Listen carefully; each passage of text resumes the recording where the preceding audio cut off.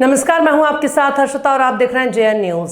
IIT Roorkee में विकसित भारत विषय पर सेमिनार का आयोजन किया गया, जिसमें मुख्य अतिथि के तौर पर विधानसभा अध्यक्ष ऋतु खंडूरी ने शिरकत की। सेमिनार के माध्यम से आईआईटी के छात्र छात्राओं को विकसित भारत के उद्देश्य और लक्ष्य के संबंध में जानकारी दी गई। इस दौरान विधानसभा अध्यक्ष ऋतु खंडूरी ने कहा कि आज के समय में ये बहुत जरूरी है कि सनातन भारत में जो पुरानी पद्धतियां रही हैं उन्हें सहेज कर रखा जा सके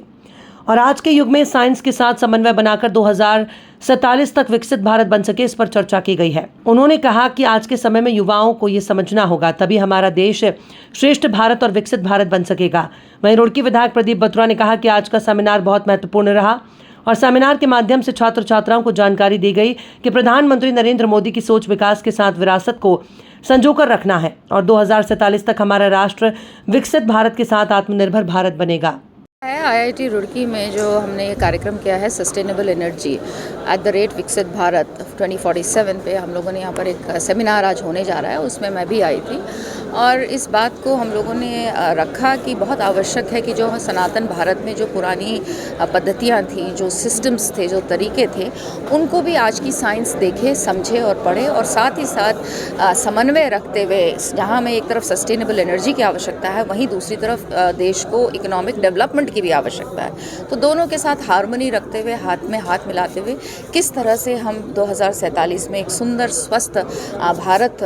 डेवलप्ड भारत को देख पाएंगे, इसका यहाँ पे आज सेमिनार हो रहा है, उसमें मैं आज पहुँची हूँ। आपने एक बात कही कि 2047 थे उसको बचाए रखना और उसमें कहीं जो सस्टेनेबल है और एनर्जी को बचाए रखना, मैं आपके साथ बिल्कुल सहमत हूँ और मैंने इस बात को बोला है कि बहुत आवश्यक है कि हम लोग पुरानी पद्धतियों को अपने भूले नहीं।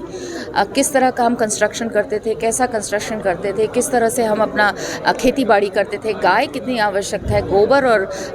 काउ यूरिन कितना आवश्यक है, गौमूत्र कितना आवश्यक है, इन चीज़ों को हमें देखना होगा और आज के बच्चों को उन चीज़ों को समझते हुए, आज के पढ़ाई के साथ जोड़ते हुए किस तरह से हम अपने देश को एनर्जी उसकी सस्टेनेबल कर सकते हैं, कैसे हम सूर्य, पानी और विंड और बायोमास को किस तरह से हम यूज़ करते हुए अपनी नॉन फॉसिल एनर्जी की जो हम परिकल्पना करें वो किस तरह से हम पैदा कर सकते हैं, इसकी चिंतन करना चाहिए। मैं तो कार्रवाई नहीं कर सकती हूँ, सरकार कार्रवाई कर रही है और जो कुछ भी इलीगल है, जो भी इलीगल है वो टूटना चाहिए। आईआईटी रुड़की द्वारा विकसित भारत को लेकर एक सेमिनार रखी गई, जिसमें हमारी ऑनरेबल स्पीकर ऋतु खंडूरी जी उपस्थित थी और हमारे deputy director UV Singh ji उपस्थित थे और सुमित के प्रोफेसर जी ने प्रोग्राम किया था। तो आज यहाँ पर आकर बच्चों के बीच में अच्छा लगा। बच्चों को विकसित भारत के उद्देश्य और लक्ष्य के बारे में बताया कि जो लक्ष्य हमारे प्रधानमंत्री दिया है उसको पूरा करना हमारे सबकी जिम्मेदारी बनती है और हम इस ओर बढ़ें, आगे बढ़ें और विकास भी और विरासत दोनों को हम लोग संजो कर आगे बढ़ाएं, क्योंकि विकास से ज़्यादा विरासत भी ज़रूरी है और विकास अगर होगा तो जो हमारी जो विरासत है, हमारे जो संस्कार हैं, संस्कृति हैं, हमारे जो ग्रीन बेल्ट्स हैं, हमारा जो ग्रीन टेक्नोलॉजी है, उसको आगे बढ़ाने का हम लोग काम करें तो निश्चित रूप से बात 2047 में विकसित भारत भी बनेगा और आत्मनिर्भर भारत भी बनेगा।